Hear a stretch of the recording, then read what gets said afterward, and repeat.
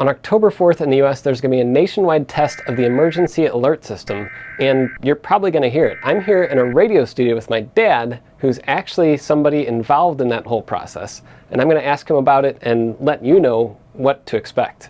FEMA and the FCC will be testing both WEA, or Wireless Emergency Alerts, and EAS, the Emergency Alert System, around 2:20 p.m. Eastern Time on October 4.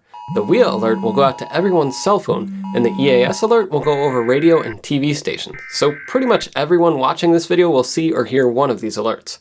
My dad's been a radio engineer for decades, and until recently he was the EAS coordinator for Eastern Missouri. I asked him how the alerts work, why they need to run a test, and what you should expect. So why are they doing this test? Well, you've got a big, massive system, covers the whole country, and you've got to test it every once in a while or you don't know if what you built even works. So they test it once a year, which for most of us would not be enough of a system to test it once a year unless it's in use every day. The way they send out these national alerts, they can send it to like just the cellular world, just the broadcast world, and then they have their own iPause world. They can send it to all at once. Through that, cable TV and broadcasters kind of get the same. But this particular one is going to be sent to the cell phone world and to the broadcast world. And then they see how well it penetrates out to the individual people, places, and things. This one thing that'll be interesting is who gets to you faster, right? So the system's going to go out, they're going to send the command to the, and they could do this delayed by 15 minutes if they wanted to see how the two systems interact and how everything works. But you could get it on your phone first, and you could get it through the broadcasters first. My experience is that if you sent it out at the same time, generally the broadcasters will get it to you faster than on your phone. And I'm not sure why that is. It's just from watching the tests we've done in the past. Let's say you're listening to your favorite song. Would the song just cut out? Yes, the national test, we all divert immediately to the test. So that's one of the criteria. So we're going to divert immediately to the test in the middle of whatever. And they give us a window of time when that test is going to happen. So some stations, talk radio might have the most flexibility because they're talking and they could divert their attention for a minute. Music will have an interruption. They said, I think this test is supposed to be like a minute. 1 minute is what they wanted you to allocate to it. And I don't think it'll hit an exact time. Because again, each station is going to get hit differently in the chain. So if you're at the first part of the chain, you get the message, you send it out, you're done, and then everybody else will get it and send it to the next and the next and so forth.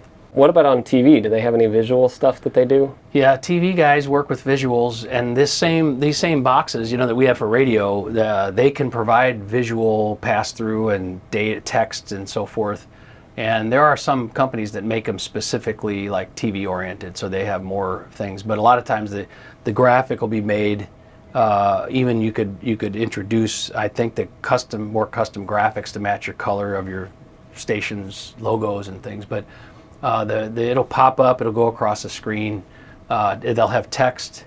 Language is another one. They have optional language issues. So if you had a channel that was English, but you had a sub-channel that was Spanish, you could run the text differently. Same thing we could do with our stuff if we wanted to. Are the messages we hear pre-recorded, or are they like computer text? They're computer generated, I'm pretty sure all of them now. They used to be recorded. The following is a statewide monthly test of the emergency alert system, originating from the Missouri State Highway Patrol in Jefferson City and coordinated with the local broadcasters in your community. And have you ever been part of a nationwide test? Has there ever been a nationwide test? There have been a few of them. The first one we did, so this has evolved, and really since 2001, September 2001. A few years later, that process started. Like, what are we going to do that's better than what we had? And that process evolved, and then about probably 6-7 years ago now, I don't know when, we did the first national test, and it was a mix of the very old system and the new stuff playing together, and they didn't play very well. It was a horrible test. Emergency alert system participants, including broadcast, cable, satellite, and wireline participants in your area. So many different EAS tests going off at the same time. Indeed, Mike, and you hit it right on the head. It was a statewide failure of this test today.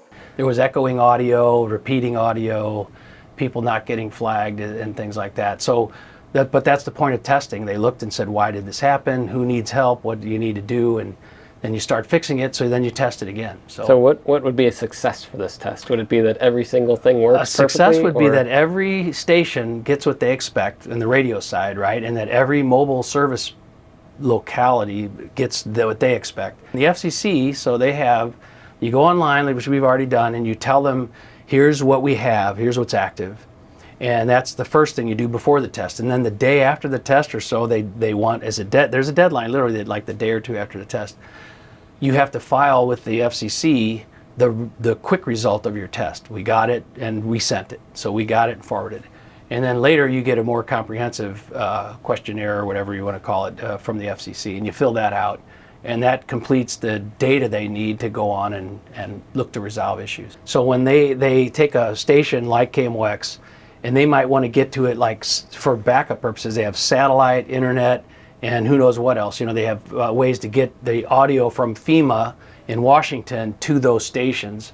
And then those stations cover, the idea was that they would have a group of these stations that would cover, on a minimal amount of stations, cover 90-something% of the population, right? And then they get the satellite, internet, fiber, whatever they do to connect to it. That's what they do, and they make sure the station has a lot of fuel, a generator, protected EMP-proof, at least a small transmitter in a super EMP-proof container, so that they can be on the air in the worst disasters that they can imagine. So for a station like this one, we have this is the studio rack over here, and here's the console and the microphone and all that. What equipment is involved in the EAS? So the EAS, it's part of the air chain, and we call it the chain because things have to start and go through the boxes to get out, right? So we call it the air chain, and a big part of that air chain required to be in that air chain is the EAS box. So the EAS controller, the unit that does all the thinking and work, is here, and of course it has to receive internet and whatever your state plan calls for receiving radio or weather.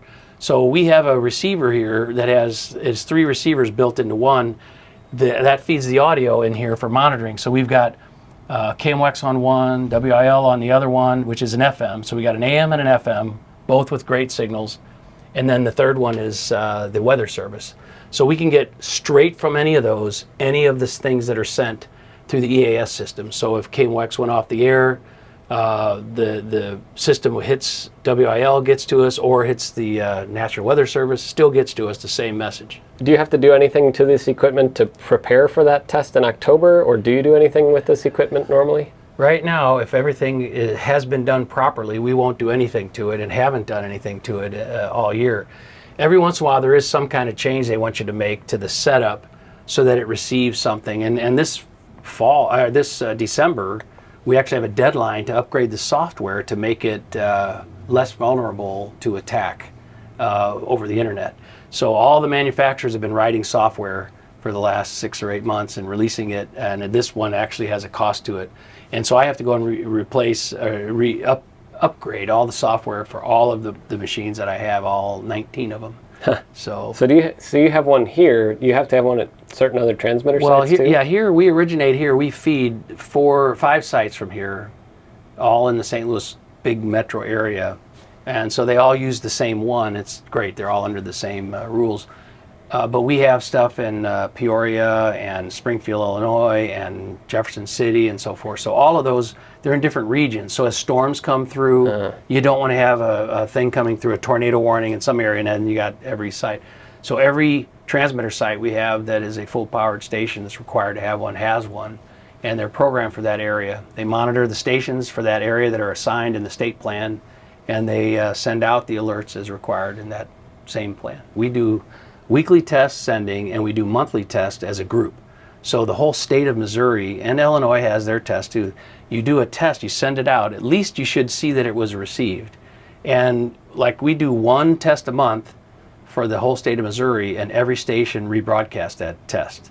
So that's a way of testing. The state can test their system to make sure that all the people are getting trained as the changeover happens throughout the years, and that all the equipment works. So these boxes allow us to test randomly, or to build a test, or to test manually. So, the manual test it's very easy. So Can we do a manual test? Yeah. Yeah, so Can I press the button too? You can press the button, Well, but then here, you have a you get it license set for so the- I can press the button. So first we press, it's got a weekly test, and then we I'll enter look the up. password. Enter the password there, Okay. and then all we do is now if we proceed or abort. So I can hit the button, and this is going to go live on the air, right? Right, it will go Okay. live on the air. So this is the weekly test, and you normally do these, right? The weekly test, yeah, it's a 10-second test. Okay. So when So you hit let's it, do it. you'll-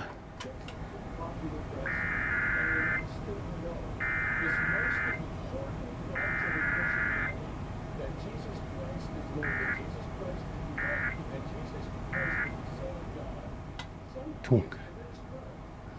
That EOM is so important. Was that it? That is the test. Well, that wasn't as impressive as I was thinking. I was No. going to say there's a tornado in your area, or Godzilla's come. Well, that would be the inserted piece between those two sets of tones, the chirps, as we call them. Okay, so the weekly test is just a It's signal just like saying that you are receiving me. You can identify who it is. If I go to messages, I can see the last test that came in. It's an emergency system from the State Highway Patrol in Jeff City, There's a coordinated phone with call. local broadcast. See, it's only a test. Alert received, monitor 2, already heard. There it is. That's the test that we just did. And if you open it, it's going to tell you that it got a test from us at this time on that date, and that it was a weekly test. Why is it important that we do these kind of tests? Because they do interfere with people's lives. Like if they're listening to a song and they're Yeah. like getting into it, and then all of a sudden this thing comes on. Yeah. Like, A what- small price to pay for safety. So why Even if we save one life. No, I'm nuts. so why do we do it? Well, we do it because it's a system, and it's critical. I mean, lives depend on it. We have a tornado coming in. I know they were talking about, like in Hawaii, they had the fires. Like anything that is a system that can help with public safety, it should be tested. Like, and once a year is not a big deal for a big test like this, but in the once a monthly ones, we schedule them at times and we can break programming. So we all gather our logs together so that we try to fit them in without interrupting programming. It's just like another short commercial. Does every FM and AM broadcast station in the U.S. have to have this system set up? Yeah, if you're a participating EAS station, you have to have the equipment. I think even if you're not, you have to, come to think of it, because if you're not, you have to turn your station off in a national emergency. So you're either participating or non-participating, and the only way to know there's a national emergency would be to have the gear.